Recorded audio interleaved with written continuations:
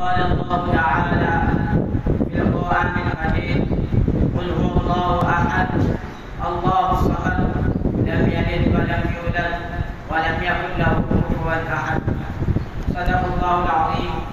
فيا أيها الأساتذة الكرام وإخواني الأفاضل، السلام عليكم ورحمة الله وبركاته.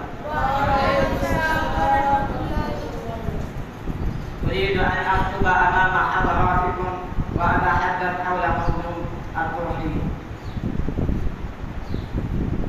فيا أيها الإخوة، الله واحد لا إله إلا هو، كما قيل: وفي كل شيء له آية تدل على أنه الواحد.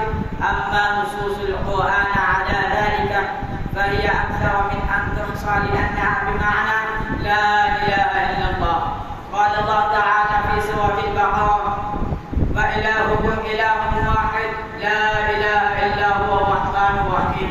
وفي سورة التوبة: وما أمروا إلا ليعبدوا إلها واحدا لا إله إلا هو. وفي سورة صاد: قل إنما أنا منذر وما من إله إلا الله الواحد القهار. جاءت الرسالة كلها لتقرير هذا المعنى، كما قال الله تعالى: هذا بلاغ للناس ولينذروا به وليعلموا أنما هو إله واحد لا شريك له، لا في ذاته ولا في صفاته ولا في أسمائه ولا في أفعاله.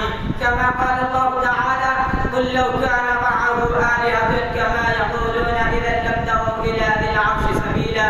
سبحانه وتعالى عما يقولون علوا كبيرا. وقال في مقام آخر: لو كان فيهما آلهة إلا الله لفسدتا. فدل على عدم فسادهما بعدم تعددها. الله الصمد هذا تفسير لما قبله: لم يلد ولم يولد. فشرعه سبحانه وتعالى بآية أخرى: الذي له ملك السماوات والأرض ولم يتخذ ولدا ولم يكن له شريك في الملك. وجاء الرد على ذكر الولد لله تعالى في سورة البقرة: وقالوا اتخذ الله ولدا سبحانه بل له ما في السماوات والأرض كل له قانتون.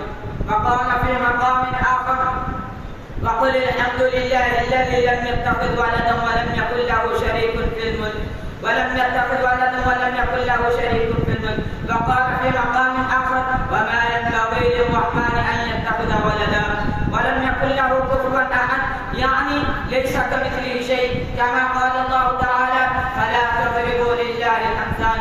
فالله واحد لا إله إلا هو، هو الصمد ومعبود لا معبود غيره، هو الرزاق والسميع والبصير والرحمن والرحيم، لا شريك له لا في ذاته ولا في صفاته ولا في أسمائه.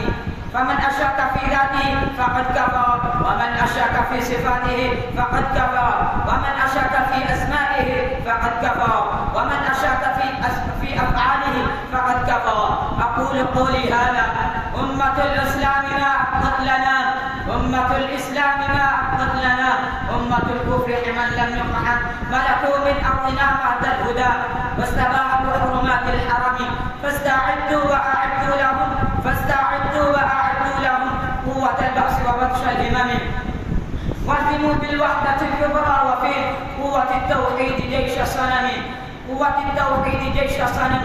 وحدة الإسلام أقوى جبهة تجمع المسلم جنب المسلم. وآخر دعوانا